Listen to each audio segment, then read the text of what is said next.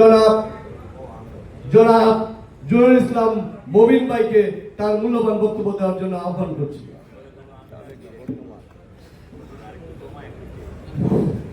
বিসমিল্লাহির রহমানির রহিম। আজকে কিশোরগঞ্জ জেলা বিএনপি কর্তৃক আয়োজিত আগামী 10ই সেপ্টেম্বর ত্রিবার্ষিক সম্মেলনে প্রস্তুতিমূলক সভার সম্মানিত সভাপতি, বৃহত্তর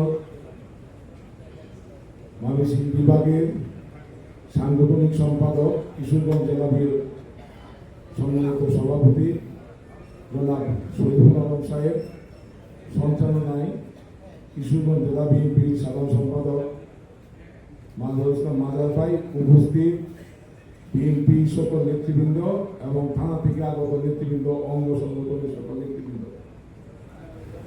আসলে বক্তব্য দিব না, দু একটা কথা শুধু বলব।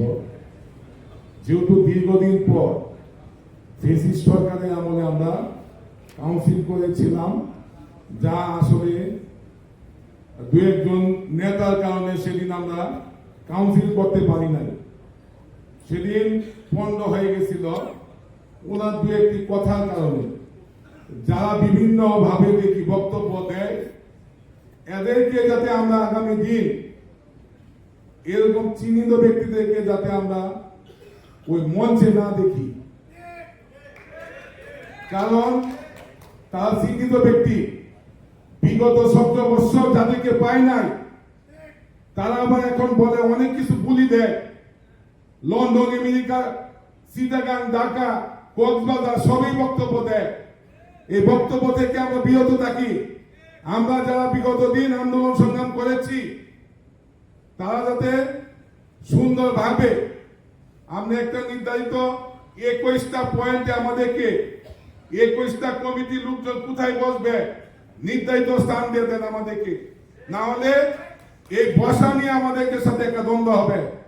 কারণ অমুক সিনিয়র অমুক জুনিয়র এটা না করে আমাদেরকে মাঠে যে 2100 লোকের আমরা ডেলিগেটদের স্থান দিবেন, সেখানে আমাদের অমুক উপজেলা তমুক উপজেলা সেভাবে আমাদেরকে দিয়ে দেন, তাতে আমরা নির্ধারিত স্থানে বসতে পারবো।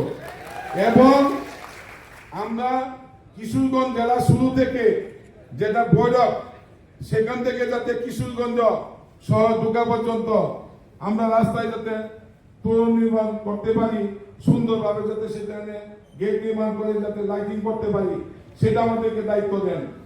পাশাপাশি আমরা যাতে নিরাপত্তার সহিত যাতে মানুষ ঢুকবে, সেখানে যাতে আমরা যানজট সৃষ্টি না হয়, সেটার জন্য আমাদেরকে যুবদল ছাত্রদল সকলকে দায়িত্ব দিলে আমার মনে হয় যে পুলিশের পাশাপাশি সুন্দরভাবে, নাহলে গাড়ির যানজটের কারণে মানুষ ঢুকতে পারবে না, নেতাকর্মীরা আসতে পারবে না।